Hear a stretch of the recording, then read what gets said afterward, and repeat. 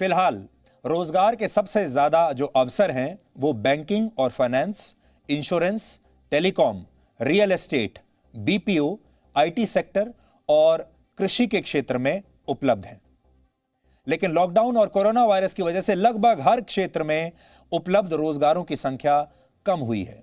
इस साल की शुरुआत से लेकर सितंबर महीने तक भारत में रोजगार की दर क्या थी, उसका आंकड़ा इस समय आपकी स्क्रीन पर है।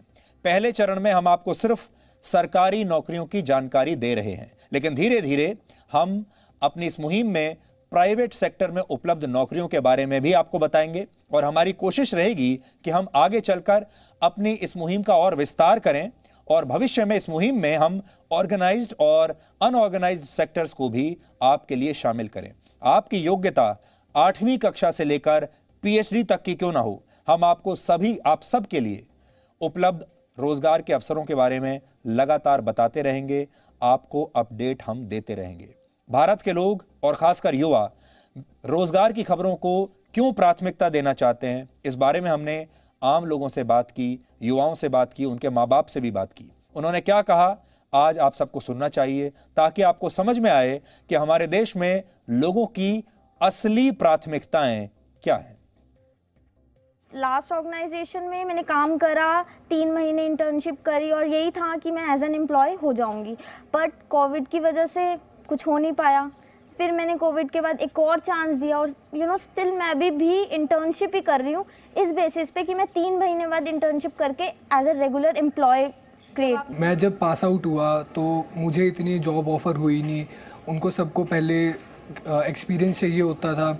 लेकिन फिर जब मैंने इंटर्नशिप की, मैंने कहा कि इंटर्नशिप आप मुझे करवा दीजिए, तो उन्होंने कहा कि अभी इंटर्नशिप के लिए भी हमारे पास कोई प्लेस है नहीं, अगर आपको फ्री में हमारे पास काम करना है तो आप फ्री में कर लीजिए। तो मैंने फ्री में भी हाँ कर दिया था। लेकिन जब 3-4 मंथ्स हो गए इंटर्नशिप मुझे करते करते, मेरा काम भी उन्हें काफ़ी अच्छा लगा।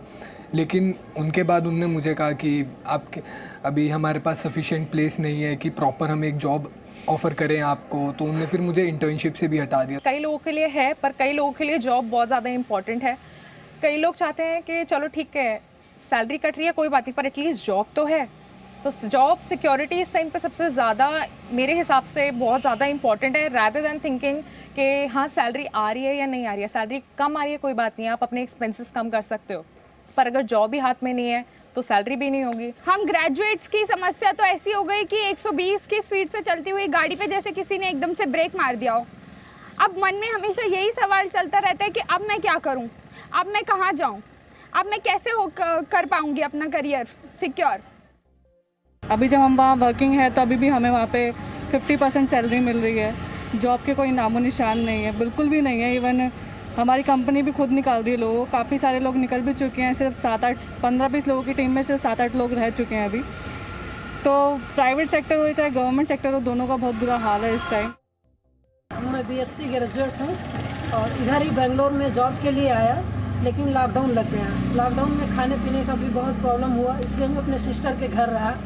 अभी भी जॉब ढूंढ रहे हैं लेकिन जॉब नहीं मिल रही बेंगलोर में। किसी भी कंपनी में जाओ इंटरव्यू देने के लिए तो लोग बोलते हैं कि नो वैकेंसी।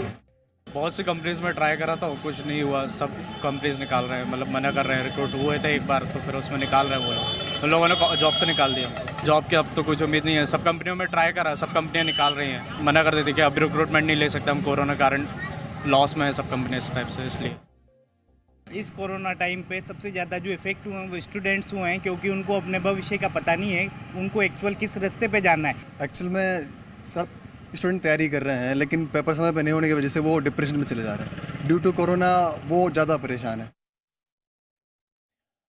हम यहाँ इस मुद्दे पर जी न्यूज़ पर लंबी कई घंटों की बहस नहीं करना चाहते, किसी से सवाल नहीं करना चाहते, किसी से आपको हम कोई कान फोड़ू, आपके कान के पर्दे फाड़ देने वाली डिबेट नहीं करना चाहते, किसी की ट्रोलिंग नहीं करना चाहते। शांत तरीके से एक मुहिम शुरू करना चाहते हैं, सकारात्मक मुहिम। उसमें आपका साथ मांग रहे हैं और हम अपने स्तर पर यह पूरा डेटा खोजेंगे, इसे प्रोसेस करेंगे, चाहे वो प्राइवेट सेक्टर का हो, सरकारी सेक्टर का हो, ऑर्गेनाइज सेक्टर का हो, डिसऑर्गेनाइज सेक्टर का हो, और आपके सामने हम पेश करेंगे।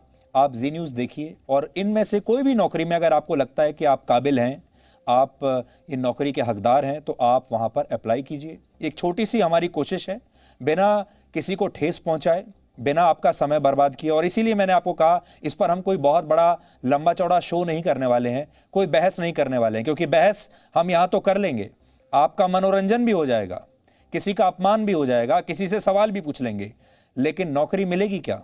सवाल है नौकरी मिलेगी, और जवाब है नौकरी तब भी नहीं मिलेगी। इसलिए हम आपके जीवन के सिर्फ 2 मिनट लेंगे, और जैसा हमने आपको बताया, जी न्यूज़ के हर प्रोग्राम के आखिर में 2 मिनट हम रोजगार की समस्या को देंगे और आपको वो पूरा डेटा बताएंगे कि आज कहां कहां पर नौकरियां उपलब्ध हैं। शुरुआत हम सरकारी सेक्टर से कर रहे हैं, फिर उसके बाद इसका और आगे हम विस्तार करेंगे। किसी परिवार में जब किसी एक सदस्य का भी रोजगार चला जाता है तो उस पूरे परिवार पर संकट आ जाता है और पूरा परिवार एक तरह से टूट जाता है। हम परिवारों को बिखरने से रोकने के लिए एक छोटी सी कोशिश आज से शुरू कर रहे हैं, और हम चाहते हैं कि रोजगार से जुड़ी आपकी चिंताओं का जितना हो सके, जितना हम कर सकते हैं, उतना समाधान हम आपको दें। अगर आप भी इस समय किसी सरकारी नौकरी की तलाश में हैं तो उससे जुड़ी जानकारियां इस समय आपकी स्क्रीन पर हैं। आप चाहें तो ये जानकारियां नोट कर सकते हैं। अगर आप योग्य हैं तो आप इन नौकरियों के लिए आवेदन दे सकते हैं, आवेदन कर सकते हैं, और इसे अपना एक रूटीन बना लीजिए।